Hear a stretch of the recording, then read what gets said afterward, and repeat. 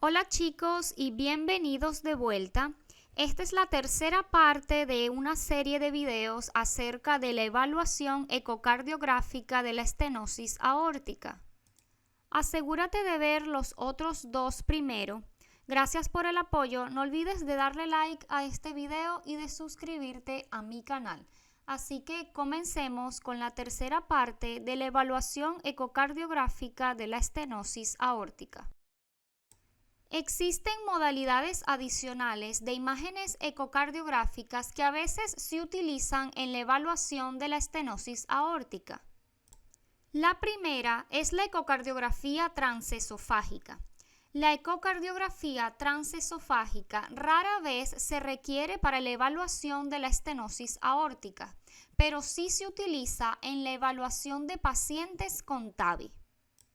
Si la ecocardiografía transtorácica no es suficiente, entonces la utilización de Doppler con ecocardiograma transesofágico puede ayudar a confirmar la severidad de la estenosis aórtica. Otra de las modalidades adicionales de imágenes ecocardiográficas que se pueden utilizar en la evaluación de la estenosis aórtica es la ecocardiografía de esfuerzo. La Sociedad Británica de Ecocardiografía no recomienda el uso rutinario de la ecocardiografía de esfuerzo para la evaluación de la estenosis aórtica. Sin embargo, la prueba de esfuerzo sin ecocardiografía se recomienda para desenmascarar los síntomas e identificar a los pacientes con estenosis aórtica severa que pueden beneficiarse de una intervención temprana. Sin embargo, el uso de la ecocardiografía de esfuerzo en la estenosis aórtica severa asintomática ya no se recomienda en las guías internacionales.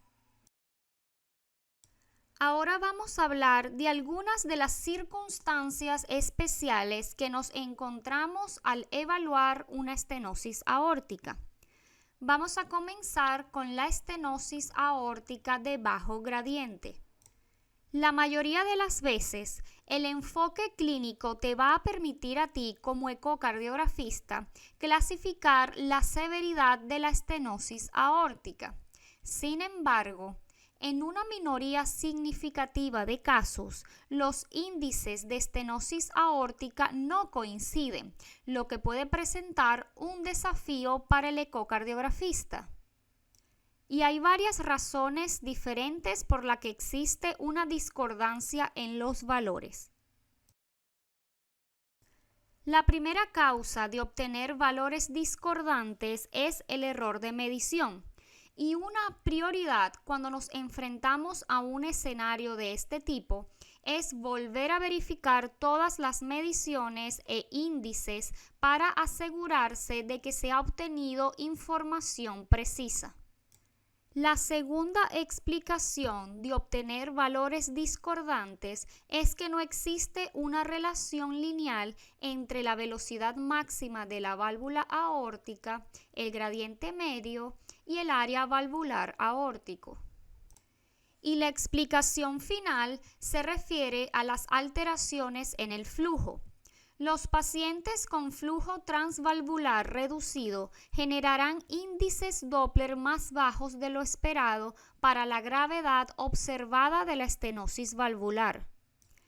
El ejemplo clínico habitual de este fenómeno se encuentra en el contexto de la fracción de eyección del ventrículo izquierdo alterada, donde una función sistólica deficiente significa que los gradientes serán relativamente bajos a pesar de las pequeñas áreas de las válvulas aórticas.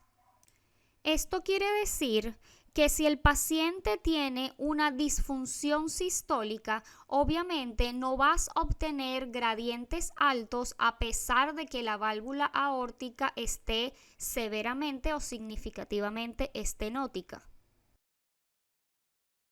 Si la fracción de eyección del ventrículo izquierdo está reducida, obviamente estaremos ante la presencia de una estenosis aórtica de bajo flujo o bajo gradiente. Pero Si nos encontramos en la presencia de una fracción de eyección preservada, ¿cómo podemos estar seguros de que esta estenosis aórtica es de bajo flujo o bajo gradiente? Entonces, aquí te muestro un resumen de recomendaciones para la evaluación de estenosis aórtica de bajo gradiente con fracción de eyección del ventrículo izquierdo preservada. Entonces, por ejemplo, si encuentras una válvula aórtica calcificada con un movimiento reducido y estás obteniendo un área valvular aórtica menor de 1 o un área valvular aórtica indexada menor de 0.6, pero el gradiente medio es menor a 40 y la velocidad máxima de la válvula aórtica es menor de 4, debes ahora pasar a confirmar la severidad. Al obtener parámetros discordantes, debemos doble chequear o confirmar la severidad siguiendo estos consejos. Primero, chequea que te estás alineando correctamente cuando utilizas Doppler continuo. También asegúrate de usar la sonda ciega.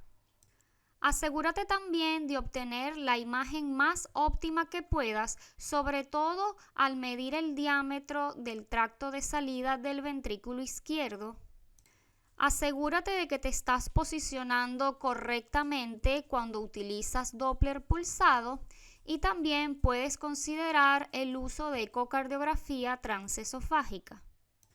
Después de seguir todos estos pasos de reevaluación y si obtienes índices consistentes de severidad, entonces se debe tratar al paciente acorde a los hallazgos. Si por el contrario sigues obteniendo valores discordantes, entonces debes pasar ahora a calcular el volumen eyectado. Si obtienes un volumen eyectado indexado por el área de superficie corporal mayor de 35, es más probable que la estenosis aórtica sea moderada y el paciente debe tener un seguimiento ecocardiográfico y clínico seguido.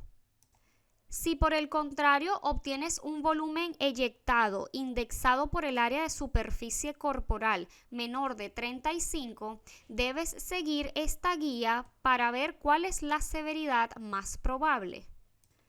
Si el gradiente medio es mayor de 30 o 35, es más probable que la estenosis aórtica sea severa. Pero si el gradiente medio que obtuviste es menor de 25, es más probable que la estenosis aórtica sea moderada. Segundo, si el área valvular aórtica que obtuviste es menor de 0.8 centímetros cuadrados, es más probable que la estenosis aórtica sea severa. Tercero, si ves que hay un incremento en la masa indexada del ventrículo izquierdo, también es más probable que la estenosis aórtica sea severa. Y número 4, recuerda que siempre hay que tener en cuenta la presentación clínica del paciente. Ahora vamos a hablar de la evaluación de la tasa del flujo. Existe un creciente interés en el uso de la tasa de flujo, flow rate por su nombre en inglés, en la evaluación de la valvulopatía aórtica. La evaluación del flujo tiene beneficios teóricos sobre la evaluación de los volúmenes estáticos, como por ejemplo el gasto cardíaco, pero la falta de estudios prospectivos significa que, al menos por el momento, no está claro cómo se debe tratar a los pacientes si la severidad de la estenosis aórtica se define de acuerdo con la tasa del flujo.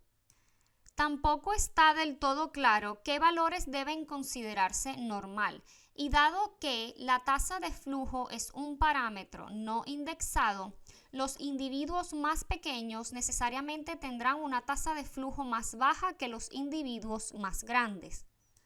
Por todo esto, la Sociedad Británica de Ecocardiografía no recomienda actualmente el uso rutinario de la tasa de flujo, aunque reconoce que es un área de creciente interés.